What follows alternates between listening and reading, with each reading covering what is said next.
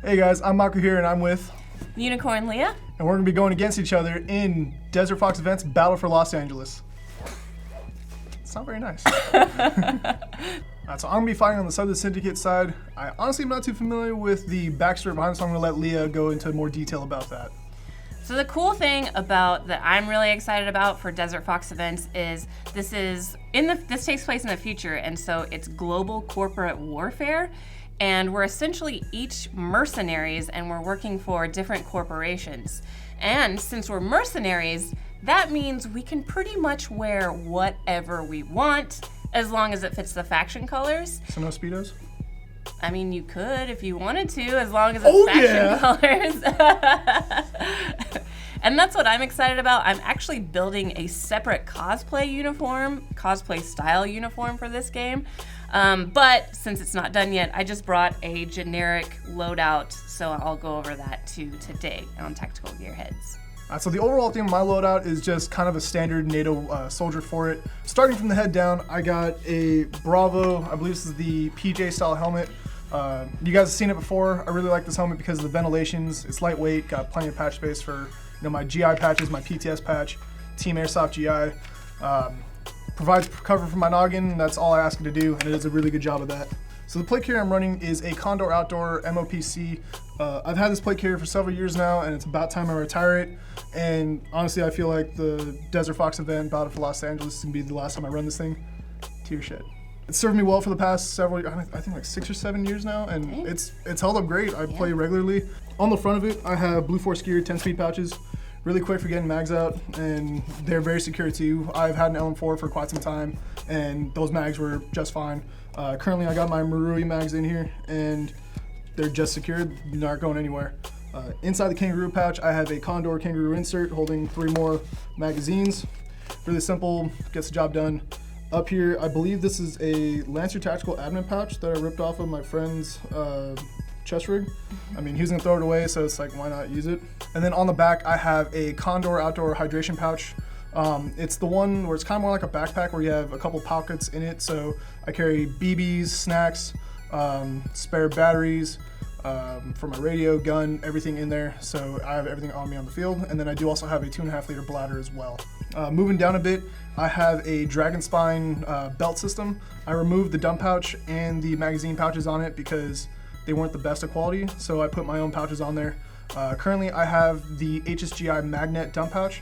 Great dump pouch, really lightweight, drains out completely because it's pretty much just a net.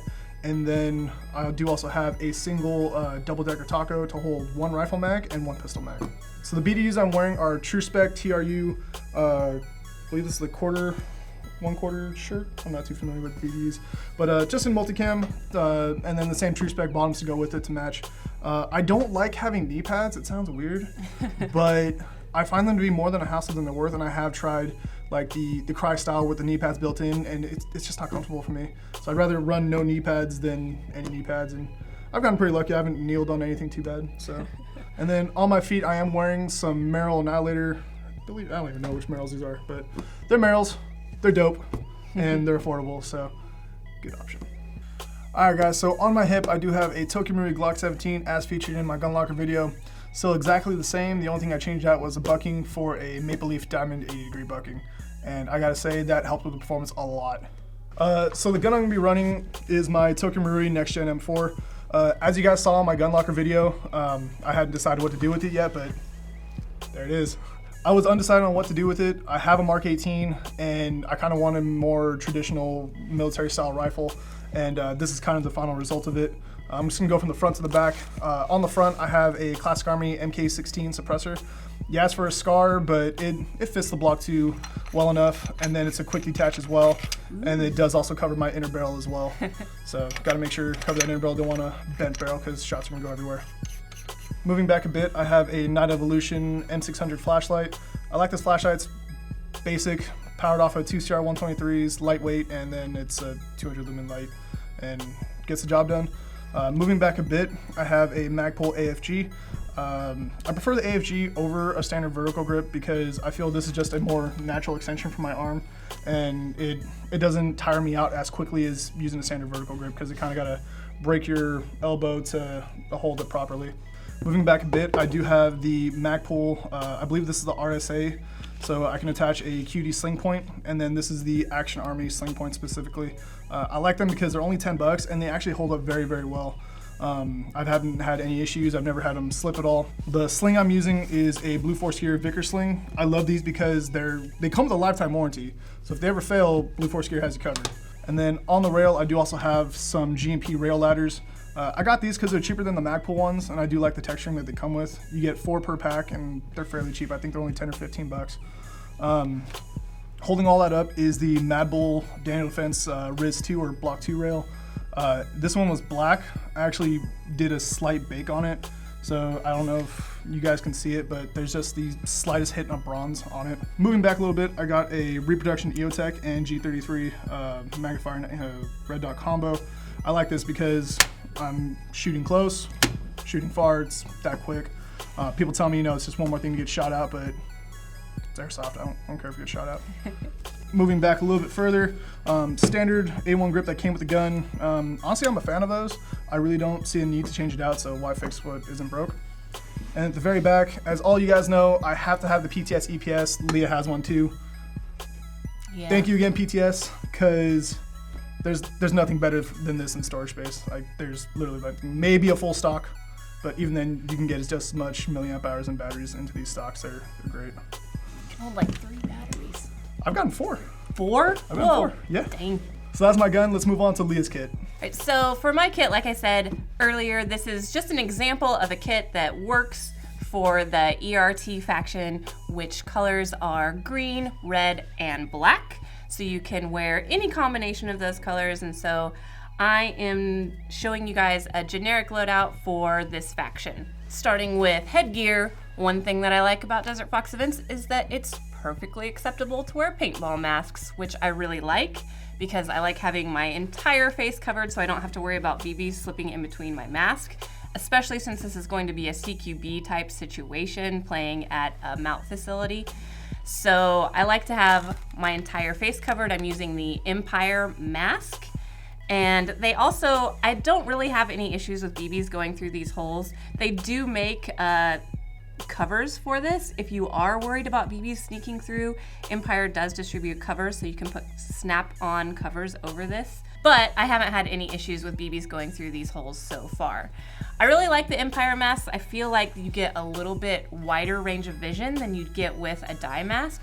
So I'm probably going to be switching over to wearing Empire masks a lot more. They're really comfortable. For BDUs, I'm wearing AOR2, and this is the Emerson Gear AOR, so that means it's cheap. One thing to keep in mind though, if you are interested in getting this style of gear, it fits pretty well on women, but for guys, it sometimes is not as comfortable just because they run in Chinese sizes. So Size up. Yeah, Size up. So they run a little small, which is why girls like them. So if you're a girl and you're watching this, buy Emerson BDUs because they fit women a lot better than they fit guys, I think. I'm sure Kat can vouch for that from the storefront. Yeah. See, on my arm, as to designate more faction colors, I've got an Enola Gay armband, so to show that I'm on ERT as well. On it, I have the Assaulters panel on it, which is a collaboration with LBX and HSGI that has some of the HSGI taco pouches for pistol mags. I generally don't like running a ton of mags on me at games if I don't have to. I'd rather just carry a speed loader and run a few mags because I like running as light as possible. And so in it, I have these Amoeba mags, which are some of my favorite because of this feature right here. Built-in Magpul for the win. Yes, makes it so handy. And so the Amoeba mags are some of my absolute favorites. And then on the top, I have a Milsom West Tactical Tailor phone pouch. And this is to hold my phone. As you know, Desert Fox Events will be using your phone, using an app on your phone. And so this flips down. I can boop, boop, boop, boop, boop on my phone and communicate with everyone, put it back up, and my phone's always safe. And then on my back, I am running an LBX mini map with a hydration carrier inside of it. It's a source hydration carrier, so I can always stay hydrated. The LBX mini map also gives me plenty of room to run snacks, any extra BBs or speed loaders, anything else that I might need in it as well. In my LBX mini map, I'll also be carrying the Odin Innovations M12 speed loader. Makes it super easy to reload on the field because I can just snap it in, ring, done. And so that's my go-to for reloading in the field. On my waist, I'm wearing an LBX Assaulter's belt.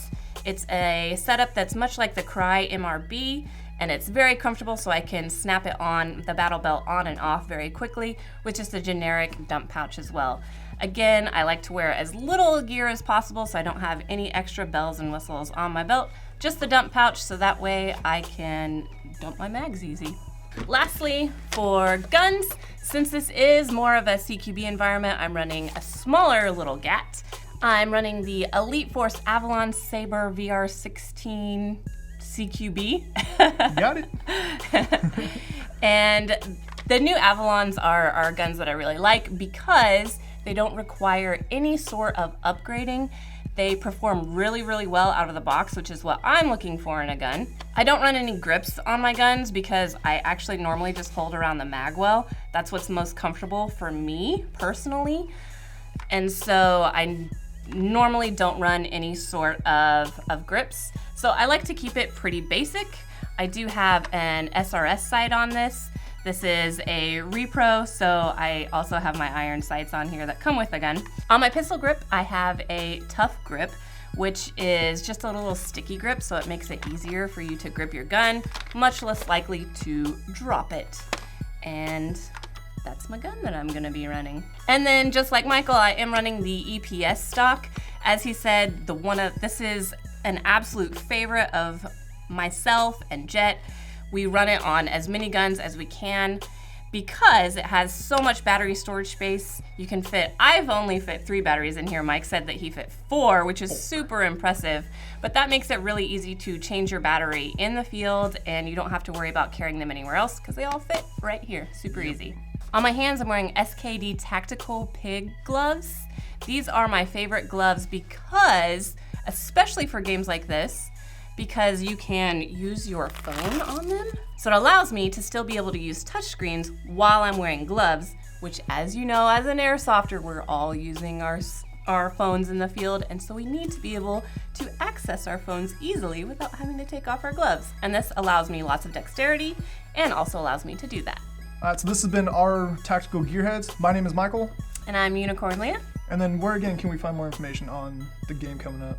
So for more information on the game coming up, go to desertfoxevents.com, or you can check them out on Facebook, Desert Fox Airsoft Events, or on Instagram, Desert Fox Events.